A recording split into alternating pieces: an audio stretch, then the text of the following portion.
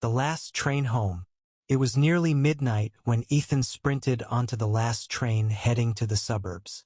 He had been working late at the office, lost track of time, and barely made it.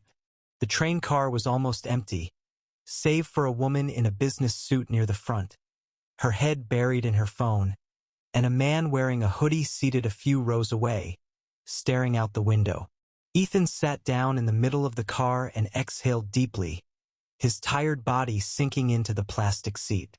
The train jerked forward, and the fluorescent lights above flickered sporadically. He stared at his reflection in the dark window and thought about how eerie the train felt at this hour. A garbled announcement echoed through the intercom, but Ethan couldn't make out the words. The train seemed to be moving slower than usual. He checked his phone, no signal. That's when he noticed something odd. The woman at the front of the car was gone, and her seat was empty. He hadn't seen her leave. Confused, Ethan glanced at the man in the hoodie, who was now looking directly at him. Feeling uneasy, Ethan looked away. But out of the corner of his eye, he noticed something strange. The man wasn't blinking. His face was expressionless, almost doll-like. Ethan's stomach twisted. Suddenly, the train screeched to a halt in a tunnel. The lights went out, plunging the car into darkness. Panic set in as Ethan heard footsteps echoing through the train. They weren't hurried, but deliberate, getting closer. He fumbled for his phone to use its flashlight, but the battery was dead. "Hello?" Ethan called out, his voice trembling. No response. The footsteps stopped, and silence enveloped the train car. Ethan's breath quickened. Then, a whisper broke the silence, impossibly close to his ear. "You shouldn't be here." Ethan whipped around, but no one was there. His heart pounded as the train lights flickered back on. The man in the hoodie was gone. The train began to move again, this time at an unnaturally fast speed. The walls of the tunnel outside blurred, and Ethan felt a strange pressure in his ears. Panic rising, he stumbled to the emergency intercom. "Help! Something's wrong with this train." Static crackled through the speaker, followed by a distorted voice. "You are not on the last train home." The lights flickered again, and Ethan saw fleeting shadows darting across the seats. A low growl echoed through the car, and he felt something cold brush against his leg. He bolted for the next car, but the door wouldn't budge. He was trapped. Suddenly, the train came to a violent stop, throwing Ethan to the floor. He looked up and saw the tunnel was gone, replaced by a vast, empty void. Shadows swirled outside the windows, and the air felt heavy with malevolence. The man in the hoodie reappeared, standing at the far end of the car. But his face was wrong.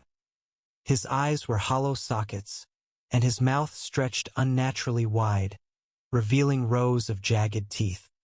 He pointed at Ethan and whispered, "It's your stop." The doors slid open, revealing the void beyond. Ethan tried to resist as an unseen force dragged him toward the exit. He screamed, clawing at the floor, but it was futile. The next morning, the last train arrived at its final station, empty. Ethan was never seen again. Passengers now whisper about the midnight train that takes people to places they were never meant to go. The forest that knows your name.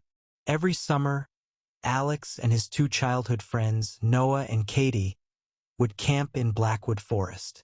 It was their tradition. A few days of hiking, fishing, and escaping the chaos of city life. This year, though, felt different. The forest seemed unusually quiet, its dense trees casting unnaturally dark shadows as the trio set up their tents. By the second night, the unease had grown. The typical sounds of nocturnal animals were absent. Instead, the air felt heavy, and Alex could swear the trees were closer to their campsite than before.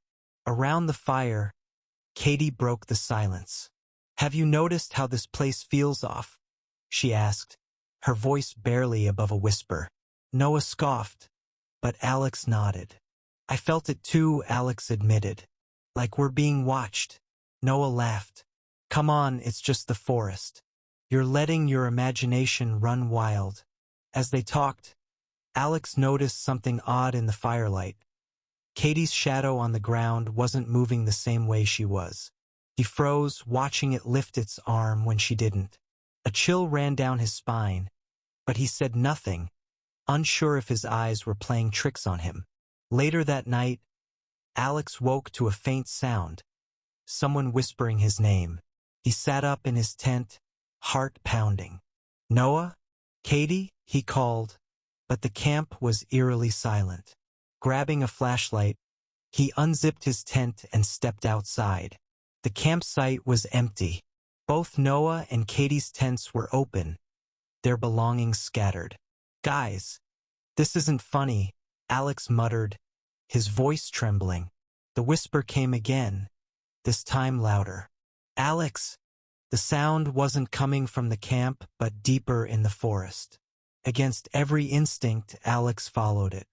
The trees loomed larger, their twisted branches seeming to reach for him.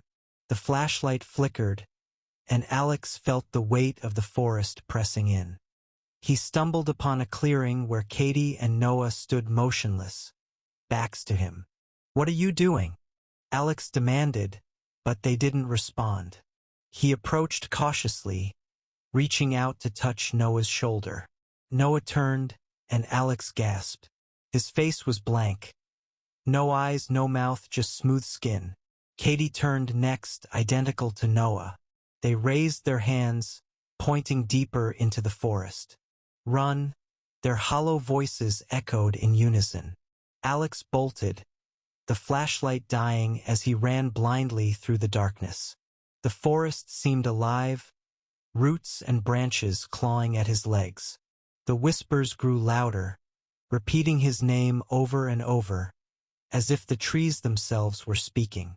He tripped and fell, landing hard in another clearing.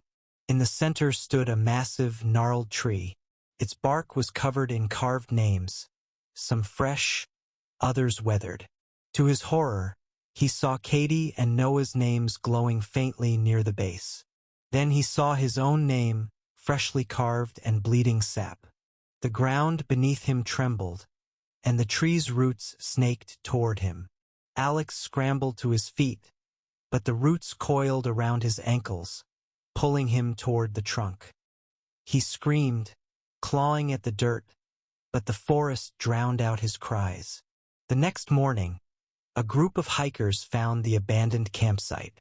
There was no trace of Alex, Noah, or Katie, but the locals knew better than to search too deeply. Blackwood Forest had taken more than its fair share of wanderers, and it always remembered their names. The quiet room. Megan had always considered herself lucky to land a job at Ashfield Memorial Library. It was quiet, surrounded by old architecture, and rarely busy. Her shifts often passed without anyone entering the dusty, labyrinthine space. But one thing had always unnerved her. The quiet room. The quiet room was located at the far end of the second floor, tucked behind rows of neglected bookshelves. According to library lore, it was built decades ago as a place for patrons to meditate or study in silence. No one used it anymore, though. The room had earned a reputation for being unsettling. Megan had avoided it for years, until the night she was assigned to close the library alone. As she went about her tasks, the creak of footsteps echoed from the second floor. Megan froze. The library was supposed to be empty. Grabbing her flashlight, she climbed the stairs, her footsteps hesitant. "Hello," she called, her voice bouncing off the walls. No answer. She scanned the aisles with her flashlight until the beam landed on the quiet room's door. It was slightly ajar. Megan's heart raced as she approached. She hadn't opened that door. Ever. The room was pitch dark, and the air inside felt colder than the rest of the building. Megan hesitated before stepping in. Her flashlight illuminated a plain wooden table and a single chair in the center of the room. The walls were bare, save for a single mirror mounted opposite the door. She turned to leave when a faint sound stopped her. It was barely audible, like a breath, but it came from the mirror. Swallowing her fear, Megan turned back. The flashlight beam hit the mirror, and for a brief second, she thought she saw a figure standing behind her. But when she spun around, the room was empty. "Megan," a voice whispered, soft yet unmistakable. It wasn't coming from the room. It was coming from the mirror. Her blood ran cold. She backed away, but the door slammed shut, trapping her inside. The room plunged into total darkness, and the whispering grew louder, repeating her name over and over. The flashlight flickered, and Megan saw her reflection in the mirror. But it wasn't her. The figure's mouth was twisted into a grotesque smile, and its eyes stared directly at her. "You don't belong here," the reflection said in a voice that was both hers and not hers. Megan screamed, slamming her fists against the door. It finally gave way, and she stumbled out, gasping for air. She didn't look back as she ran down the stairs and out of the library. The next day, Megan called in sick and never returned to Ashfield Memorial Library. A new hire took over her shifts, and during their first night closing alone, they too heard footsteps. The quiet room always found someone new. The missing hour. Liam had been driving home late at night, the highway stretching endlessly through the rural countryside. He hated taking this route, too dark, too empty, but it was the quickest way home. The clock on his dashboard read 2:13 a.m. when he spotted a glowing neon sign up ahead. "Last Stop Diner? Open 24 hours. His stomach growled, and he realized he hadn't eaten all day. He pulled into the gravel parking lot, noticing only a single car parked outside. The diner looked old, its flickering sign barely illuminating the peeling paint on the walls. Inside, a bell jingled as he entered. The place was eerily quiet.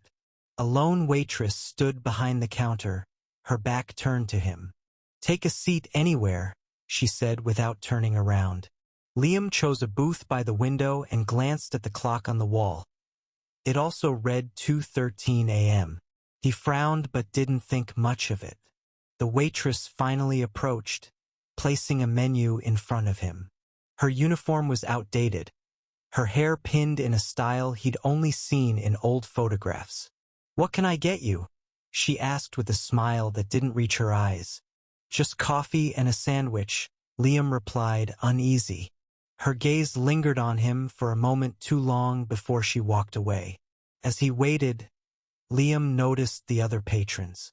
A man in a suit sat at the counter, staring into a cup of coffee as if it held the answers to the universe. In a corner booth, an elderly couple sat in silence, their expressions blank. None of them moved. When his coffee arrived, Liam took a sip and grimaced. It was ice cold. He looked around for the waitress, but she was gone. The clock on the wall still read 2:13 a.m. He checked his phone, but it wouldn't turn on. Frustrated, he stood up and approached the counter. "Excuse me," he called, but no one answered. The patrons didn't even glance in his direction. A chill ran down his spine as he realized something was very wrong. He turned to leave, but the door wouldn't budge. Felt like it was welded shut. Panic rising, Liam banged on the glass. "Let me out." The lights in the diner flickered, and suddenly the patrons turned to look at him. Their faces were wrong. Eyes sunken, mouths slack, their skin pale and translucent. The man in the suit spoke, his voice hollow. "You shouldn't have stopped." Liam backed away, his heart pounding. The clock still read 2:13 a.m., and now he noticed the second hand wasn't moving. Time itself seemed frozen. The waitress reappeared, standing by his booth, her smile wider than before. "Your bill, sir," she said, holding out a slip of paper. He hesitated before taking it. The paper was blank except for 3 words. "You are next." The lights went out completely. When they flickered back on, Liam was back in his car, parked on the side of the road. He checked the clock on his dashboard. It was 3:13 a.m. An entire hour had vanished. He sped home, vowing never to take that route again. But no matter how hard he tried, he couldn't shake the feeling that he hadn't truly left the diner behind. And every night since, at exactly 2:13 a.m., he wakes to the sound of a bell jingling softly, as if someone had just walked through a door.